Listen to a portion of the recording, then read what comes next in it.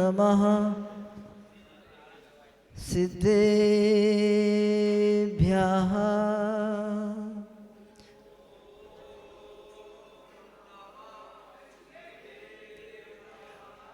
ॐ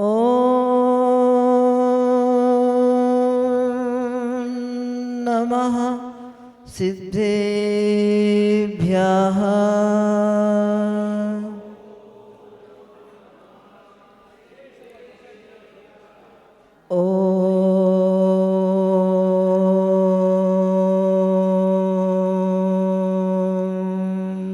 नमः सिद्धेभ्यः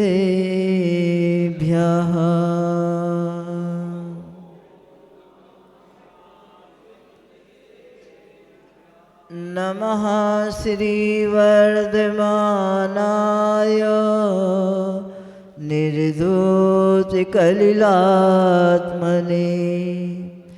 सालोकानां त्रिलोकानां यद्विद्यादर्पणायते यद्विद्यादर्पणायते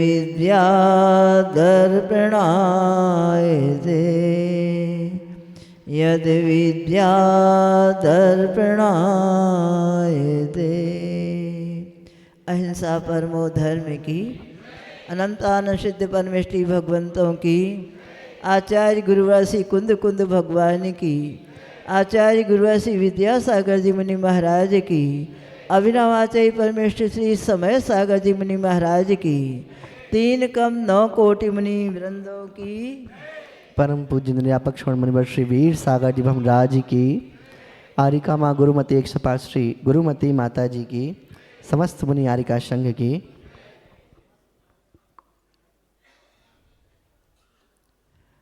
प्रसंग है जंगल का,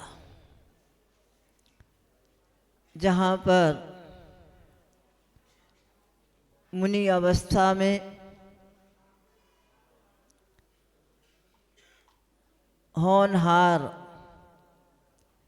प्रभु विराजमान है। वहाँ से देवों का आवागमन प्रायः होता रहता है और उसी समय एक देव वहाँ से निकला, अपने विमान में जा रहा था और बीच में ही विमान अटक गया। उसने तुरंत अवधि ज्ञान लगाया। मति ज्ञान श्रुति ज्ञान से भी काम चल सकता है, लेकिन जिनके पास जो रहता है उसका प्रयोग तो वह करता ही है। तो उसने शीघ्रता से अवधि ज्ञान लगाया। ओहो, ये कौन जो वन माही ना बने तो घर माही ना बने तो वन माही का बन है। ये वहाँ कुछ नहीं कर पाया, यहाँ आकर के अब अपना प्रताप दिखा रहा है। देखता हूँ इसका प्रताप। और आनन फानन में क्रोधी होकर के निर्णय ले लिया। और सब अपने आप को क्या समझते हैं। आचार्य ज्ञान सागर जी ने मानव धर्म एक रत्नकर्ण श्रावकाचार्य पर कृति का विस्तार किया है।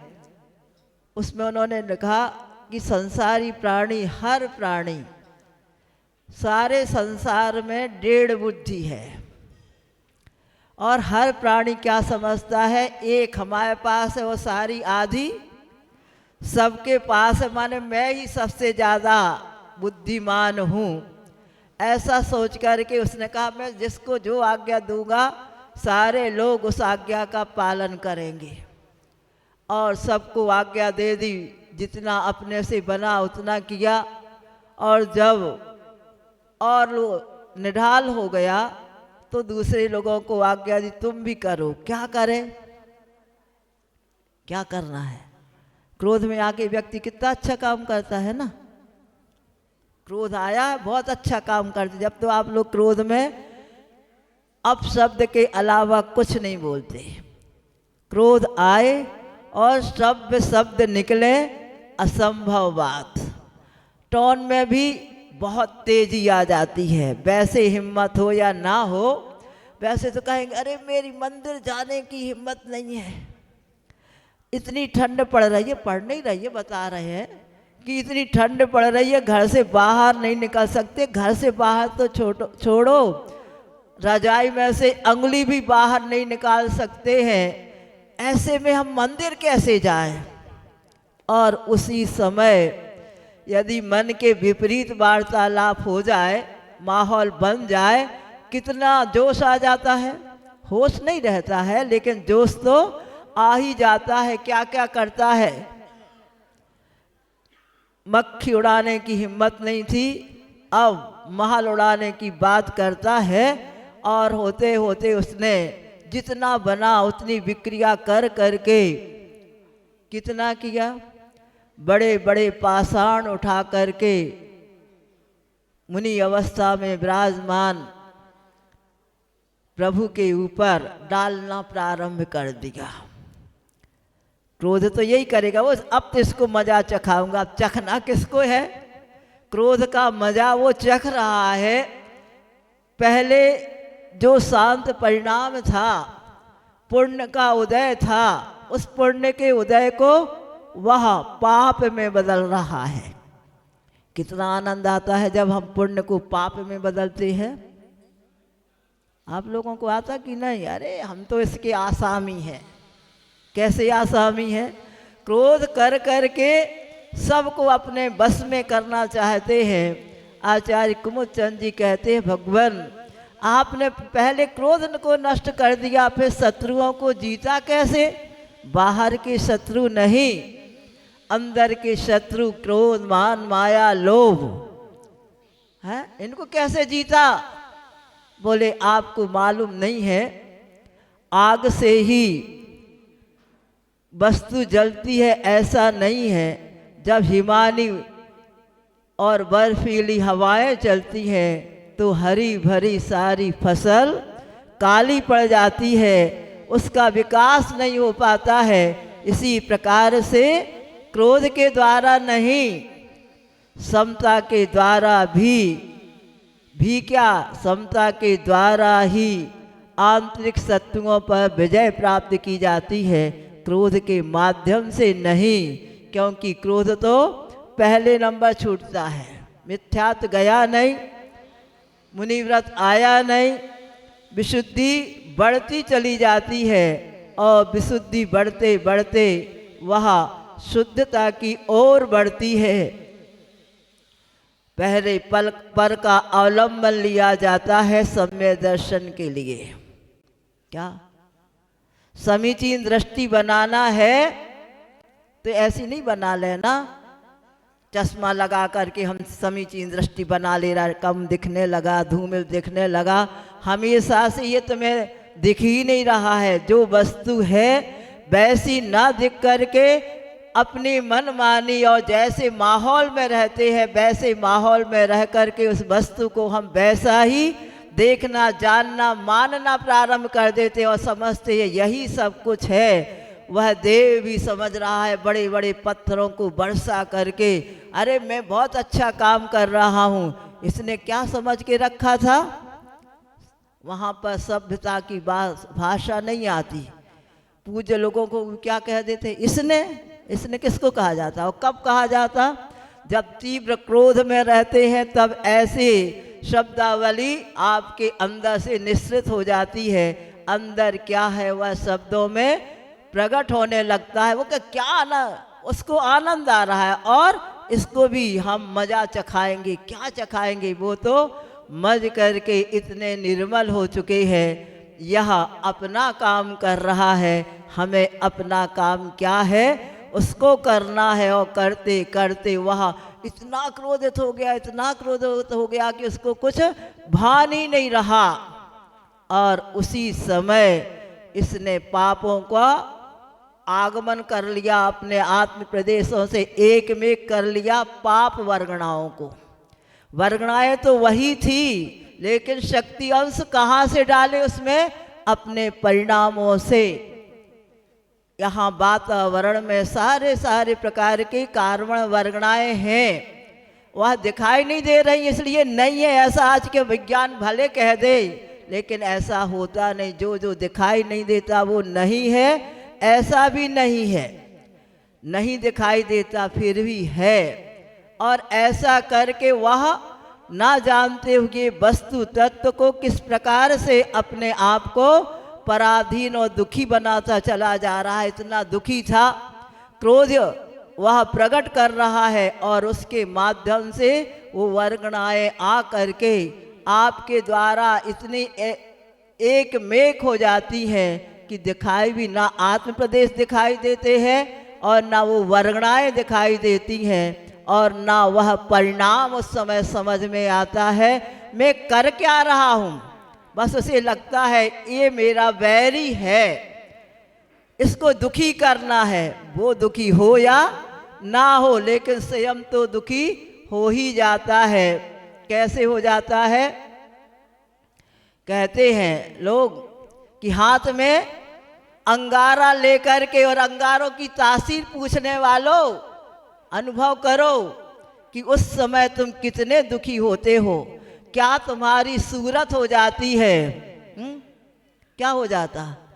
पूरा चेहरा तमतमा जाता है, लाल लाल आंखें हो जाती हैं, और अपशब्दों का प्रयोग प्रारंभ हो जाता है। क्यों?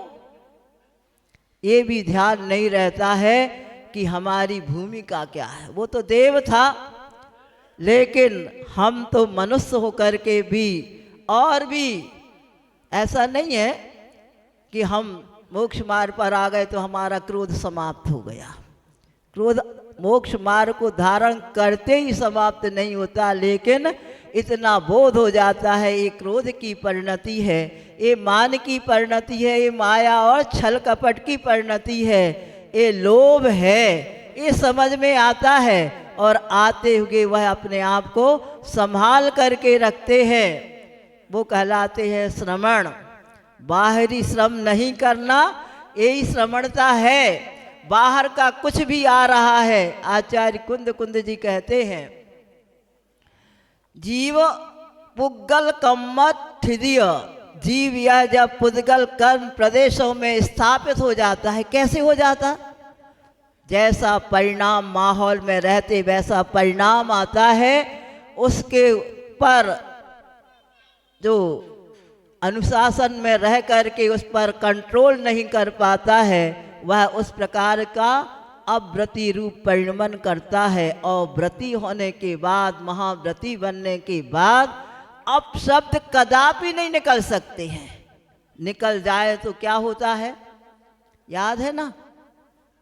कौन से मुनि महाराज ध्यान में बैठे हैं, और अभी वो मुनि महाराज अभी नहीं है, उनको इस यहाँ पर बैठे हैं, वहाँ उपसर्ग हो रहा है। दूसरी बात हम सुना रहे हैं कि उपसर्ग कैसे होता है और क्यों होता है। पहला किया हुआ कर्म कब उदय में आता है? जितनी जितनी साधना की जाती है समीचीन, पूर्व का पुण्य और पाप दोनों एक के बाद उदय में आते चले जाते हैं, दोनों के ज्ञाता दृष्टा बने रहते हैं, वो साधु परमेष्टि कहलाते हैं। सामान्य आपके यहाँ 6 होता ना है? सामान्य क्या 6? गुजराती में भी 6 होता है। जो काम क्रोध मान माया लोभ मात्सर्य को जीतते हैं वो साधु कहलाते हैं। माहौल कैसा भी हो, कर्म उदय में आ रहा है, वो दिख रहा है। कहाँ? ज्ञान चक्षुओं के द्वारा, क्योंकि आगम चक्षु साहू कहा है। ये चक्षु काम नहीं करते, आगम की आँख से जो देखने लगते हैं। क्या हमारे योग करने योग्य प्रभु की हमारे लिए क्या आज्ञा है, वह कहलाते हैं साधु परमेष्टि। और उन्होंने भगवान की वाणी में ऐसा आया है, कहीं मेरे द्वारा ये अनर्थ ना हो जाए, महाव्रत धारण कर लिए, सब कुछ कर लिया।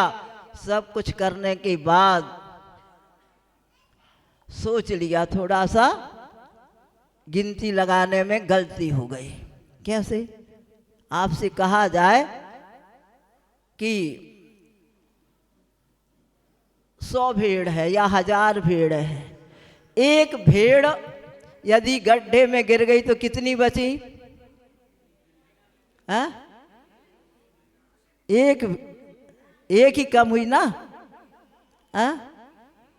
एक भी नहीं बची। तुम्हें गणित नहीं आता है, अच्छे से पढ़ना था, अब क्या पढ़ोगे बताओ? हाँ?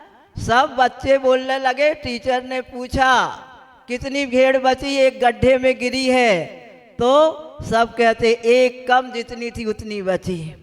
लेकिन एक भेड़िया का बेटा भी उस क्लास में था, उसने कहा कितनी बची, उससे पूछा, वो कहते एक भी नहीं बची। बोले तुम्हें गणित आती है कि नहीं? बोले गणित की बात तुम जानो, हम तो भेड़ियों की बात जानते हैं। हाँ? एक भेड़ यदि गड्ढे में गिरती है तो सब गिरती है। ये तो भेड़िया चाल हो गई। ये चाल बाहर में चलती है। कल कहा था कि दर्पण में कब करता दर्पण निजपन अर्पण। अब दर्पण में सबने देखा, लेकिन दर्पण को किसी ने नहीं देखा। ज्ञान से सबने जाना, लेकिन ज्ञान को किसी ने नहीं जाना। जिनने जाना और माना है, आचरण किया है, वो श्रवण हुआ करते हैं। ऐसे श्रवण बैठे हैं ध्यान में, पत्थर आ रहे हैं, ओले आ रहे हैं, सब कुछ हो रहा है। ऐसे विकराल विकराल रूप आ रहे हैं, पानी भी आ रहा है, बिल्कुल ऐसे जैसे बादल फट गए हों। सब कुछ एक साथ हो रहा है और मुनि महाराज ध्यानस्थ हैं। उन्हें कुछ सब क्या हो रहा बाहर में, पड़ोसी बद सब यह दिख रहा है, शरीर पर सब कुछ हो रहा है, लेकिन वहाँ पर भी क्या चल रहा है? उदय बाहर में कितना विपरीत है। अब शब्द भी कहे जा रहे हैं, पत्थर भी बरस रहे हैं, ओले भी बरस रहे हैं, लेकिन उसमें जिसने दर्पण में कब करता दर्पण निजपन अर्पण, अपने पन को वह कब अर्पण करता है, उसमें अवगाहित हो जाता है, उसमय हो जाता है। तो देख लेना, आप चश्मे को देखना और चश्मे से देखना बड़ा अंतर हुआ करता है। चश्मे को जो देख ले उसको बाहर कुछ भी नहीं दिखेगा, और चश्मे से देखो तो सब कुछ दिखता है। बहिर्दृष्टि इसी का नाम है, और अंतरंग दृष्टि यह है कि वह दर्पण निज में रह जाता है तो ज्ञान ज्ञान में रह जाता है, बाहर कुछ भी होता रहता है। ये भाव भी नहीं आता कि इसका हमें प्रतिकार करना है। प्रतिकार की धारणा और पारना दोनों को मिटा करके मूक माटी कहती है। बस आत्म तत्व की धारणा बना करके जब चलते हैं तो क्या हुआ? उपसर्ग करने वाला अपवर्ग मार्गी बन जाता है, और अपवर्ग मार्गी वह अपने आत्म तत्व को मात्र ज्ञान को उत्पन्न कर लेते हैं। ज्ञान का काम जानना होता है, जानते जान कितना झलक जाता है, कहीं जाना नहीं पड़ता, पदार्थों के पास नहीं जाना पड़ता, और अध्याय पढ़ाने वाले के पास नहीं जाना पड़ता, पुस्तक की आवश्यकता नहीं, प्रकाश की आवश्यकता नहीं। सारे पदार्थ ऐसे झलकते रहते हैं, कहीं से भी कैसे अभी कोई पदार्थ कितना भी परिणमन कर चुका हो, आगे करेगा, सब एक साथ जिसमें झलक जाते हैं, उसका नाम है केवल ज्ञान। सिर्फ जानना और कुछ नहीं रह जाता है, तब उसका नाम श्रावण है। ऐसा श्रावण जब आता है तो पार्श प्रभु क्या लेकर के आए? केवल ज्ञान लेकर के आए। और कमठ क्या लेकर के आया? पश्चाताप लेकर के आया। मजा दूसरे को चखाने के लिए गया था, स्वयं मजे हुए आत्मा के पास आया और मज गया। भान हो गया मैं कौन हूँ, मैंने कब से यहाँ कृत्य करता आ रहा हूँ, जिससे मैं स्वयं दुखी हो रहा हूँ, कोई मुझे दुखी नहीं कर रहा है। प्रभु के चरणों में गिर जाता है और सब कुछ अर्पण कर देता है। क्रोध मान माय भरा कैसे है वह संसारी प्राणी, सब कुछ चाहे देवगति में हो, चाहे मनुष्य गति में हो, चाहे त्रियंच गति में हो, और चाहे नार की हो, सब भरे हुए हैं इसी मटेरियल से। उस मटेरियल को प्रभु के सामने ऐसा उड़ेल दिया आंसू के माध्यम से, वह मिथ्यापना निकल गया और सम्यक्तपना प्राप्त कर लिया। ऐसा यह माहौल अपने को अपने द्वारा अपने में प्राप्त करना है, करे इसी भावना से। बोलो आचार्य परमेष्टि गुरुवर विद्यासागर जी मुनि महाराज की अभिनव